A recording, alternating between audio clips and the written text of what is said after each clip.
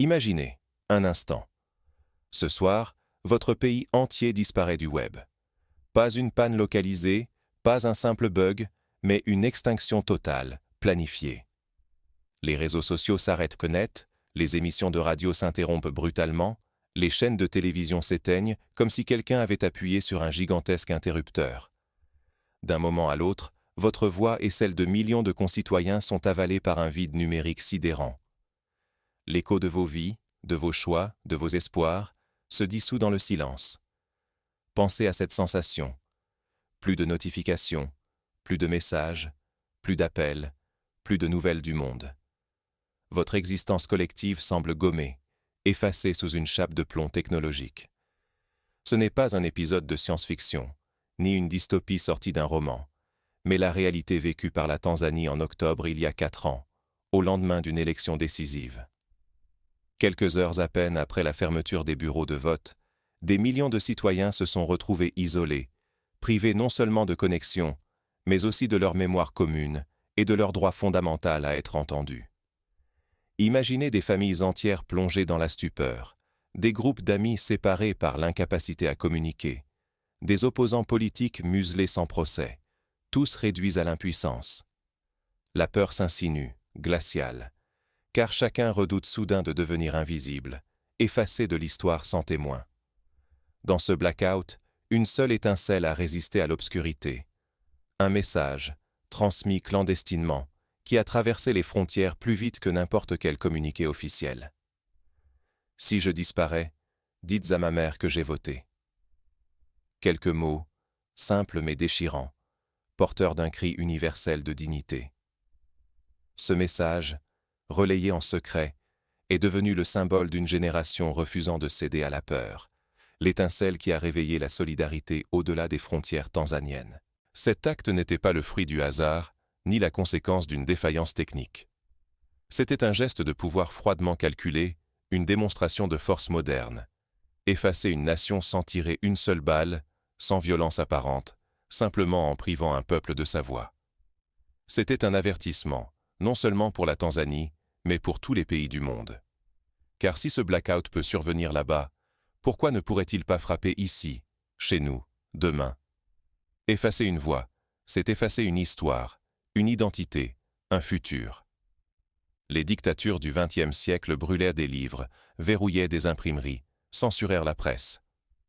Aujourd'hui, il suffit d'un ordre, d'un algorithme, d'un câble coupé ou d'un bouton pressé pour réduire une société entière au silence. La technologie, censée libérer, devient l'arme de l'effacement. Comment en est-on arrivé là? Quelles décisions, quels choix, quels signaux d'alarme ont précédé cette coupure brutale? Pour répondre, il faut revenir aux jours, voire aux décennies, qui ont préparé ce basculement. La Tanzanie, souvent perçue comme une oasis de stabilité en Afrique de l'Est, n'a pas toujours été un laboratoire de la censure numérique. Remontons 63 ans en arrière, en 1961. La Tanzanie, alors Tanganyika, accède à l'indépendance, portée par un immense espoir. Le Chama cha Mapinduzi, ou CCM, naît dans la ferveur de la libération. Ce parti unique se présente comme le garant de l'unité, de la paix, du progrès. Très vite, il se mue en un système tentaculaire, tissant un réseau serré entre l'économie, la sécurité, l'administration et les médias. Prenons un exemple concret.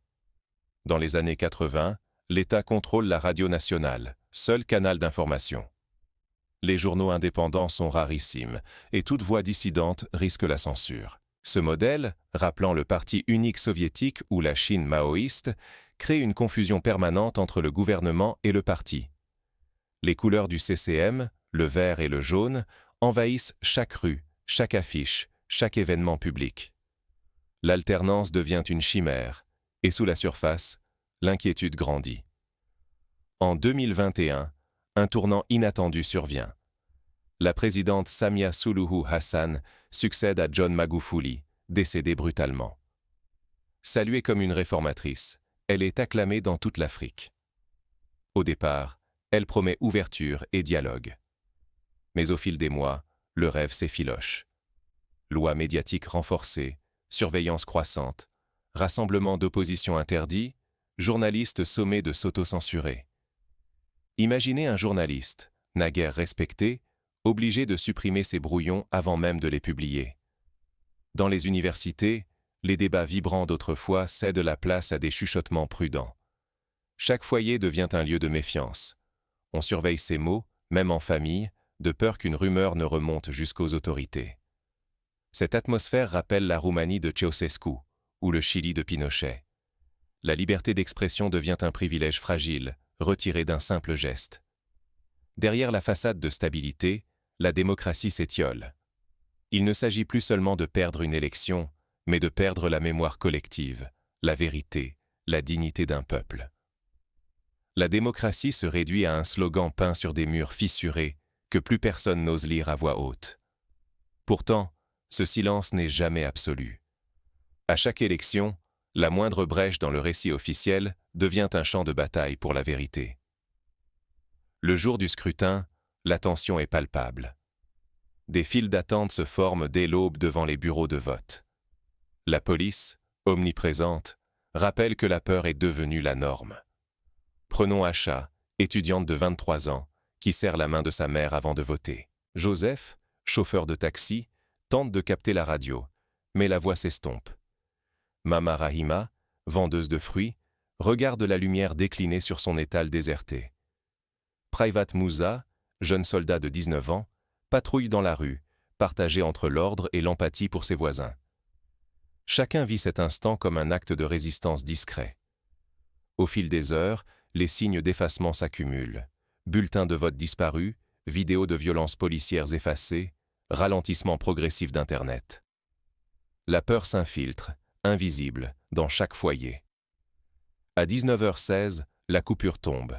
Les écrans gèlent, les radios se taisent, les familles se regroupent autour de bougies. Le quartier s'enfonce dans une inquiétude sourde. Le gouvernement invoque la sécurité, mais l'effacement domine.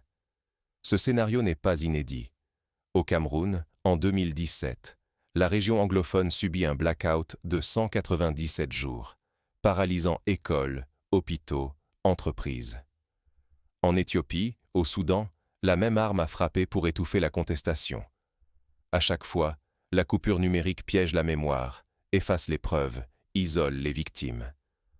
On croit parfois qu'un tel silence assure la paix. Mais l'histoire prouve le contraire. En Birmanie, lors du printemps 2021, la coupure d'Internet a précédé une vague de répression sanglante. Le silence n'est jamais la paix. Il est le terreau de l'oubli, du ressentiment, de la peur. Laisser l'histoire se vider de sens, c'est risquer que les mêmes abus recommencent, sans que personne ne s'en souvienne. Dans la nuit tanzanienne, pourtant, un message passe de main en main. Si je disparais, dites à ma mère que j'ai voté. Une phrase, transmise de téléphone en téléphone, de bouche à oreille, qui défie la censure. Elle rappelle que le silence peut tout noyer, mais pas tout effacer. Dans l'obscurité, l'espoir chuchote plus fort que les sirènes. Face à la coupure, la résistance s'organise. Comment faire vivre la mémoire quand tout s'efface? Des précédents historiques existent. Sous l'occupation nazie, les réseaux de résistants français diffusaient des tracts clandestins, recopiaient les nouvelles à la main, cachaient des témoignages dans des caves ou des greniers. Au Chili, pendant la dictature de Pinochet, des cassettes audio circulaient de maison en maison, immortalisant les voix des disparus et des contestataires. En Tanzanie, après la Nuit noire, les conséquences dépassent la simple perte de connexion. Derrière chaque écran noir, une famille s'accroche à l'espoir, des amis cherchent des nouvelles, des proches veillent, impuissants. L'angoisse devient un poison. Sortir, parler, même allumer son téléphone devient dangereux. Le bilan humain est lourd, morts, blessés, disparus. Mais pour beaucoup, l'absence d'information est pire que la vérité la plus cruelle. Le silence transforme chaque minute en supplice, car ne rien savoir, c'est imaginer le pire, sans pouvoir agir, ni alerter, ni consoler. La douleur de l'incertitude est universelle. Elle a frappé les familles argentines pendant la guerre sale dans les années 70, les Syriens lors des coupures d'Internet à Alep ou les Birmans en 2021. le blackout a aussi un coût économique immense. En seulement 72 heures, les pertes commerciales dépassent 24 millions de dollars. Les marchés de Dar es Salaam à Arusha se vident. Les routes restent désertes. Les transactions s'arrêtent. À Nairobi, à Johannesburg, les partenaires économiques attendent en vain des nouvelles. Pour des milliers de familles, c'est la ruine. Aucune vente, aucun revenu, des stocks qui périssent, un avenir soudain obscurci. Mais le plus insidieux, c'est cette paix de façade. Les pêcheurs ramènent leurs filets, les vendeuses reprennent leur place, les rues semblent calmes. Pourtant, chaque sourire masque la peur d'un mot de trop, d'un geste mal interprété, d'une dénonciation anonyme. Le silence, loin de protéger, ronge la confiance, détruit le lien social. Un simple message a pourtant brisé cette léthargie. Si je disparais, dites à ma mère que j'ai voté. Les mots d'Asha, étudiante de Kigamboni, deviennent le cri d'une génération. Son courage résonne jusqu'à Nairobi, à Johannesburg, à Dakar, inspirant des jeunes décidés à ne plus hériter du silence. La jeunesse africaine, ultra connectée, revendique aujourd'hui le droit de se connecter, de s'exprimer, de défendre la vérité.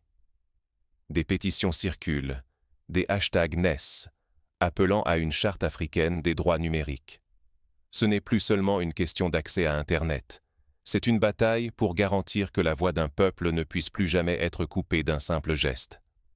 Ce risque n'est plus théorique. En Ouganda, le gouvernement a coupé Internet lors des élections de 2021, privant la société civile de tout moyen de documenter les fraudes. En Iran, lors des manifestations de 2019, le régime a plongé le pays dans le noir numérique pour écraser la contestation. Chaque coupure crée un précédent. Chaque silence ouvre la voie à de nouveaux abus. Rester passif, c'est accepter la contagion de l'autoritarisme numérique. Mais alors, comment résister quand tout semble perdu? L'histoire, là encore, offre des pistes. En Pologne, sous la dictature communiste, le syndicat Solidarnosc imprimait des journaux clandestins avec des machines bricolées. En Syrie, pendant la guerre civile, des activistes utilisaient des téléphones satellites pour informer le monde. En Birmanie, des réseaux de moines transmettaient des messages codés sur des feuilles de papier. En Tanzanie, la résistance prend de multiples formes. Des cartons griffonnés circulent de main en main, porteurs de messages essentiels. Des groupes se forment sur des réseaux privés, défiant la censure. La solidarité renaît entre voisins, quartiers, régions. L'inventivité supplante la peur. Certains dissimulent des archives sur des clés USB, d'autres notent les faits à la main pour les transmettre plus tard. La jeunesse privée de ces forums numériques invente de nouveaux relais clandestins. Les mots d'achat, répétés de bouche à oreille, franchissent les murs numériques. Chaque témoignage, chaque phrase devient un acte de résistance.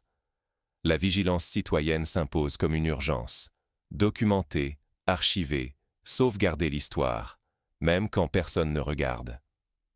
À chaque tentative de bâillonner la parole, le pouvoir lance un défi. Disparaître ensemble ou choisir l'union et l'audace. Le silence n'est jamais total. Il invite à témoigner. Il pousse à inventer de nouveaux moyens de garder vivante la mémoire collective. Car l'histoire ne s'efface pas. Même quand la censure semble gagner, une lueur finit toujours par filtrer. La liberté ne s'éteint jamais d'un seul coup. Elle renaît, bout après bout, portée par la constance de ceux qui refusent l'oubli. Ignorer le passé, c'est exposer la liberté à l'effacement. L'oubli est un danger pour chaque société, chaque génération. Alors, comment répondre à l'appel de l'histoire? Par l'action concrète et la solidarité.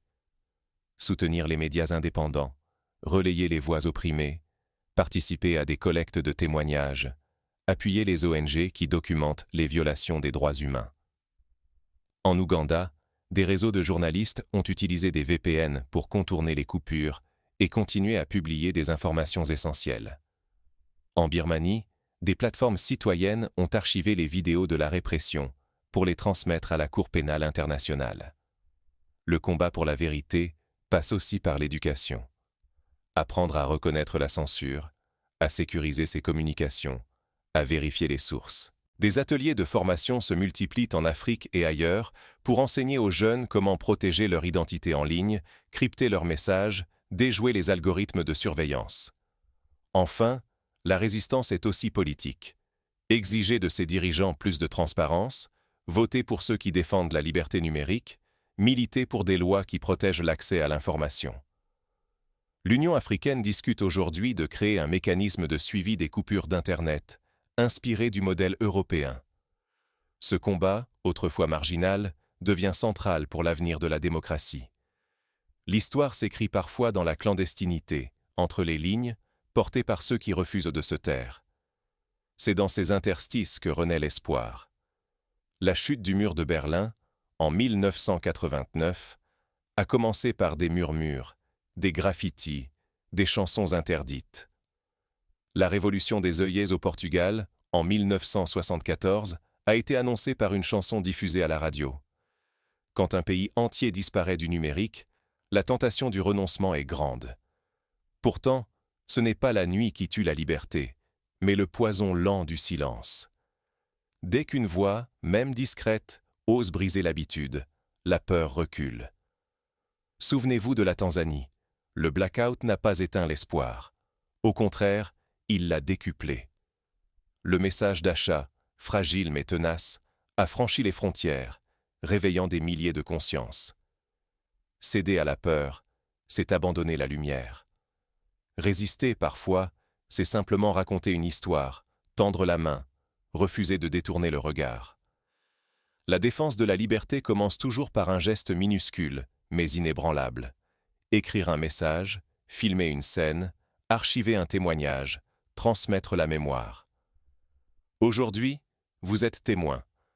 Demain, vous pouvez choisir d'agir. Parler, informer, soutenir ceux qu'on tente d'effacer, c'est déjà rallumer une flamme. Dans un monde où la vérité peut s'effacer en un clic, chaque mot compte. La démocratie n'est jamais acquise. Elle survit là où des femmes et des hommes refusent de se taire. Parfois, il suffit d'un souffle pour embraser l'espoir. Rappelez-vous, la liberté commence ici, maintenant, par un choix. Déciderez-vous de vous taire ou de rejoindre l'écho de ceux qui résistent? Car, tant qu'une voix subsiste, il reste une chance pour la mémoire, pour la vérité, pour la dignité humaine.